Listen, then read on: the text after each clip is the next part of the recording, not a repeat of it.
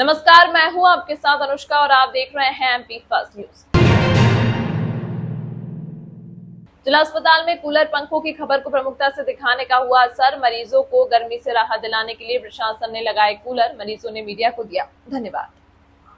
Civil hospital में व्यवस्थाओं को लेकर इलेक्ट्रॉनिक मीडिया द्वारा प्रमुखता से यह मुद्दा उठाया गया था, जिसमें यह बताया गया था कि गर्मी से परेशान होकर मरीज और उनके परिजन अपने घर से पंखा लगाकर गर्मी से बचाव कर रहे हैं। इस खबर को प्रमुखता से उठने के बाद अस्पताल प्रशासन ने इस मामले में सुध लेते हुए मरीज को गर्मी से राहत के लिए खराब पंखों को सही करवाकर प्रत्येक वार्ड में कूलर लगा दिए हैं। कूलर लगाने के बाद वार्ड में गर्मी से मरीजों को राहत मिली है। उन्होंने मीडिया को भी इस बात के लिए धन्यवाद दिया है। मरीजों का कहना है कि मीडिया ने बार बार यह खबर चलाई थी कि अस्पताल में उपचार करने आने वाले मरीज परेशान हो रहे हैं। यही कारण है कि आज हर वार्ड में कूलर लगा दिए गए हैं। हम 5 दिन पहले का आया था तो बहुत गर्मी होती थी और व्यवस्था इतनी नहीं थी, घर का पंखा लग गया था और अब बहुत व्यवस्था हो गई है। कूलर हूलर लग गया, बहुत अच्छा लग रहा है। कहीं गर्मी बहुत गिरती थी पहले। कोई लेडीज ने उठाई थी। आपका नाम बताओ। लीला भाई, कहाँ से है? डाबला गोरी से। को 7-8 दिन हो गए हैं। उसके पहले हम भर्ती हुए थे और उसके पहले गर्मी इतनी खतरनाक थी तो घर से पंखे अभी लाए हो, पंखे चला रहे थे। हम सारे स्टाफ के जो भी है सभी चला रहे थे पंखे। गर्मी के बाद बहुत हाल था। उसके बाद में अभी कूलर आया है तो कूलर के बाद में थोड़ा शांति मिली है सभी को और शांतिपूर्ण है थोड़ा से। उसके बाद में तो मरीज़ को भी ऐसी हालत ख़राब थी कि सोने बैठने की भी इसे पैसे से पंखे चला रहे थे सब। मीडिया वाले का अच्छा है कि मीडिया ने आवाज़ उठाई थी। मीडिया वाले ने आज कूलर है सभी में कूलर लगा दिए हैं और सभी शांतिपूर्ण शाम को आराम से सोए सब। कितने दिन से भर्ती हो? हम 8 दिन से भर्ती है। मेरा निर्भय सिंह अरसोदिया है, सांवर का रहना सांवर।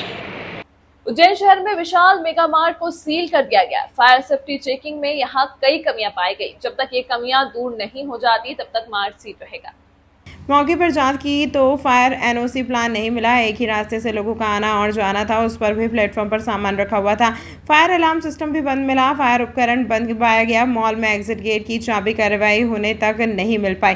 कर्मचारी ट्रेंड नहीं पाए गए। आग बुझाने के संकेतक और चेतावनी संकेतक भी नहीं मिले। फायर एनओसी यह सत्यापित करती है कि संबंधित भवन में यदि आगजनी होती है तो आम आदमी सुरक्षित नहीं निकल सकता, जबकि शहर में विभिन्न कमर्शियल मार्केट में सिंगल डोर बेसमेंट है और हादसा होने पर वहां आपातकालीन गेट तक नहीं है। इनके निर्माण के समय नगर निगम के फायर अधिकारी फायर एनओसी को गंभीरता से नहीं लेते हैं। कार्यवाही के दौरान अपर तहसीलदार राधेश्याम पाटीदार, सीएसपी दीपिका शिंदे, उपायुक्त मनोज मौर्य, एनके भास्कर, कार्यपालन यंत्री आदित्य शर्मा, निगम के फायर विभाग के कर्मचारी मौजूद थे। जैसे कि शासन प्रशासन के निर्देश है कि किसी भी पब्लिक प्लेस पर जहाँ भी ज़्यादा भीड़ इकट्ठी हो सकती है वहाँ पे फायर सिस्टम के जो मापदंड हैं, फायर के मापदंड उनको मापने के लिए वो चेक करने के निरीक्षण के निर्देश थे। जैसे कलेक्टर महोदय ने एक टीम गठित की थी, उस तारतम्य में हम लोग उपस्थित हुए। यहाँ पर विशाल मेगा मार्ट पर हम लोग उपस्थित हुए। यहाँ पर देखा गया मौके पर कि ना तो यहाँ पर फायर अलार्म सिस्टम मौजूद था और यहाँ पर जो इलेक्ट्रिक सेंसर है जो 65 डिग्री पर वाटर स्प्रिंकलर सिस्टम ऑन हो जाना चाहिए वो भी पूरी तरह से डिसफंक्शनल था। और जो 440 जो वोल्ट का इलेक्ट्रिक रूम है वो ओपन पाया गया। जो इमरजेंसी एग्जिट रूम है बहुत उसमें पूरे पाथ पे सामान रखा हुआ है वो भी एकदम वैसा है कि इन केस यदि भगदड़ मचती है तो बहुत सारे लोगों के लिए मिसहैपनिंग की संभावना रहेगी। यहाँ पर हमने देखा कि मैनुअल ऑपरेटेड जो फायर अलार्म सिस्टम रहता है वो भी बंद पाया गया।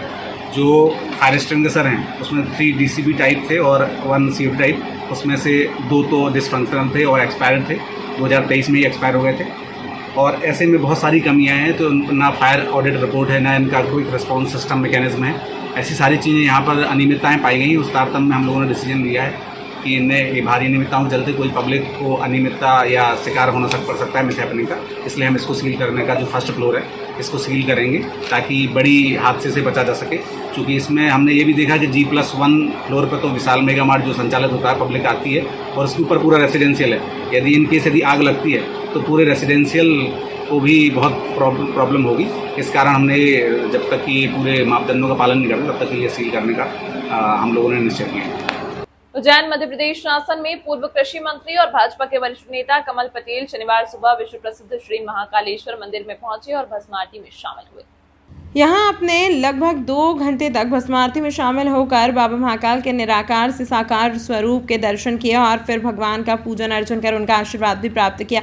विश्व प्रसिद्ध श्री महाकालेश्वर मंदिर में प्रतिदिन सुबह 4 बजे होने वाली भस्म आरती अत्यंत निराली होती है, जिसे देखने के लिए कई वीआईपी प्रतिदिन महाकाल मंदिर पहुंचते हैं। आज मध्य प्रदेश शासन के पूर्व कृषि मंत्री कमल पटेल बाबा महाकाल के इस दिव्य भस्म आरती को देखने उज्जैन आए थे, जहाँ उन्होंने नंदी हॉल से बैठकर इस आरती को देखा और बाबा महाकाल की भक्ति में लीन नजर आए। इस दौरान आपके साथ भाजपा पार्षद शक्ति सिंह चौधरी भी मौजूद थे। ग्राम सुमराखेड़ा में रास्ते से वाहन क्रॉसिंग करने की बात को लेकर कार चालक ने ट्रैक्टर चालक युवक के साथ की मारपीट। घायल का जिला अस्पताल में उपचार जारी, पुलिस कर रही है मामले की जांच। कायथा थाना क्षेत्र के ग्राम सुमराखेड़ा में खेती करने के लिए जा रहे ट्रैक्टर चालक भारत के साथ मारपीट का मामला सामने आया है। भारत ने बताया कि खेत पर जाते समय सामने से एक कार आ रही थी। भारत ने अपना ट्रैक्टर साइड में खड़ा कर लिया। इसके बाद कार चालक ने उसे बिना बात के अपशब्द कहे और ट्रैक्टर की चाबी छीनकर उसके साथ मारपीट शुरू कर दी। युवक ने बताया कि लाठी डंडों से उसके साथ मारपीट हुई है। मामले में युवक को उपचार के लिए जिला अस्पताल में भर्ती कराया गया है। वहीं पुलिस कार चालक आरोपियों की तलाश कर रही है। मैं गांव सुमराखेड़ा में रहता हूं। मैं खेत के लिए जा रहा था ट्रैक्टर लेके, तो रास्ते में एक कार आ रही थी सामने से, तो वहाँ पे जगह नहीं थी निकालने की, तो उनने बोला तू साइड में कर ले ट्रैक्टर, तो हमने साइड में कर लिया।